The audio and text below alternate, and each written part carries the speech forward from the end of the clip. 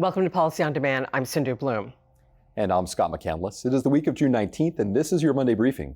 Congress is in this week, but the federal government is closed today for the Juneteenth holiday.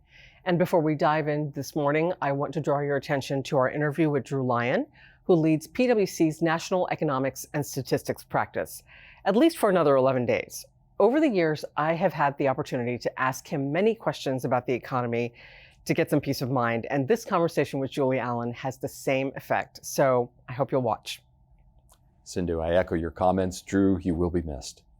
In the meantime, let us welcome Todd Metcalf to the set. Todd, welcome. Thanks for being here. Thank you for having me.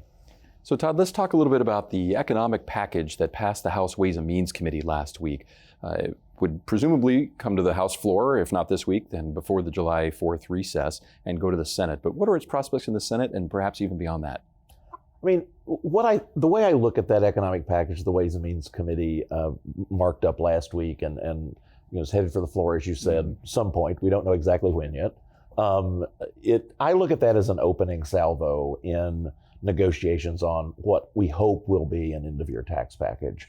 And as a matter of fact, Chairman Smith has more or less telegraphed that both publicly and privately.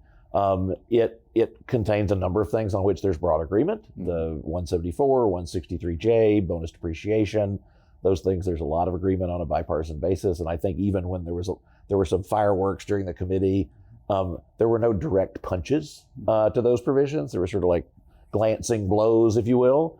And so I think that suggests that there's an interest in getting something done.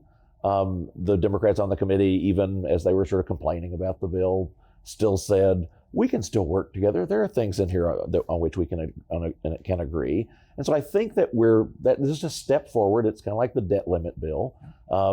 We knew that wasn't going to pass the Senate, but it also opened up an opportunity for negotiation. So that's what I think this is. I still don't believe that we're going to see a tax bill before the end of the year, probably fourth quarter. And so I do think that this kind of, again, lays down a marker. This is where the House is. If it passes the House, that will become an even stronger marker as to the House position. And so, I think we just have to keep watching. Sure. So I think that's where things are right now. We'll just have to see what happens next. Sure. Todd, I want to get your take on Democratic negotiating priorities. How do they get resolved? The Democrats have pretty clearly signaled what they're interested in. I mean, everyone knows about the child tax credit as being an important element here. I think most folks who are trying to get 174, 163J addressed, they're even sort of, if not directly, at least, generally acknowledging that the key to unlocking those things is finding something on the child tax credit. Democrats have been very clear that and have asked lobbyists of all kinds to sort of communicate this, that they're not talking about the American Rescue Plan version of the child tax credit. They're talking about parity. So what does that mean? That means, well, if we're going to do 3 or 4 business priorities like 174, 163J and bonus, then they want an equal amount of money in enhancements for the child tax credit. There are a number of ways to get there, but they're not asking for, well, we need this $200 billion thing for your $50 billion thing. So I think that's also a good step. It's also, I think, a very good thing that they're having conversations now, because I think one of the challenges that we had last year was no one was really talking about, well, what's the exchange going to be until it was really too late to sort of socialize the idea. So I think that they made plain what they're interested in that hearing in the markup last week. The Senate Finance Committee also sort of laying out that they're very interested in this. They had a hearing last week as well directly on the child tax credit, the EITC, and other things. So I think they're sending all the signals. Everyone understands what's on the table. Right. It's just a matter of, how do you resolve, who gets to eat what course when. Right. But I think we're moving in the right direction. So Todd, lest our viewers think that there's only partisanship in Washington, we actually had a rare moment last week when the House Ways and Means Committee unanimously reported out a US-Taiwan agreement. The idea to encourage the administration to pursue a tax agreement with Taiwan and the United States to provide reciprocal benefits to entities in both jurisdictions. So whither this legislation? Where does this go from here?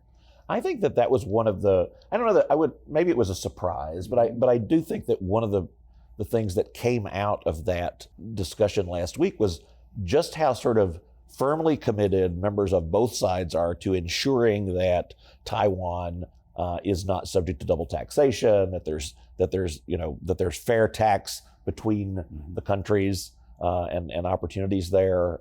That, I think, one of the things that happened last week that some people observed is that rose a little bit in terms of interest and priority to the point of maybe even being the engine, not the caboose, because I think when people think about like sort of more or less technical things like a Taiwan US tax agreement or whatever else, they're like, oh, that's got to ride on something else. But there was so much, sort of positive energy behind it in that hearing. And we know that this week, the Senate Foreign Relations Committee is going to, on I think Wednesday, but at some point this week, they're also working on a Taiwan-U.S.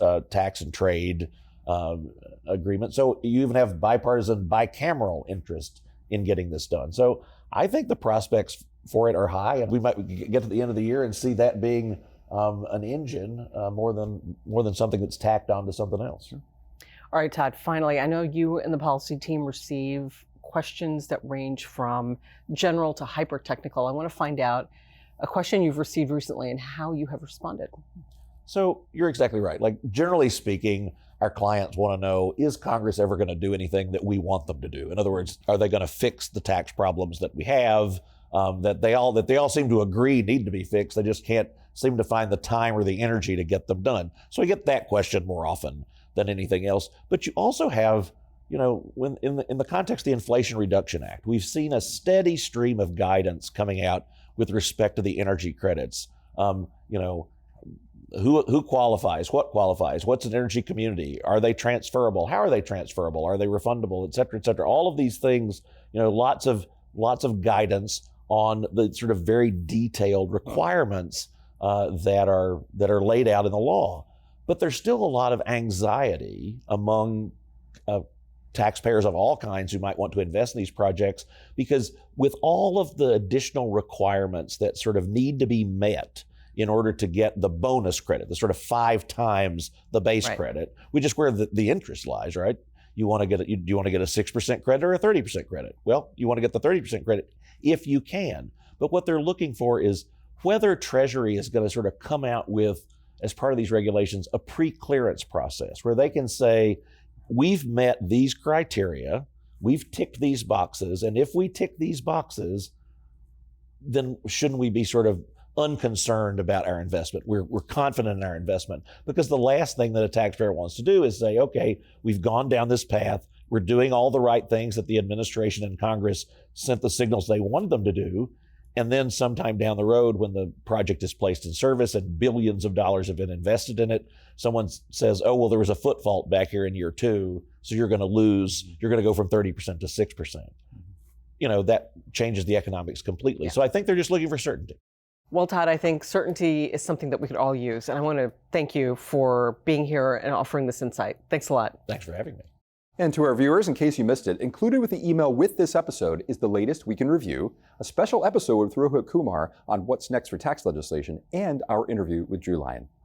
And thank you as always for watching, and stay with Policy on Demand for the latest developments in Washington and around the world. Take care.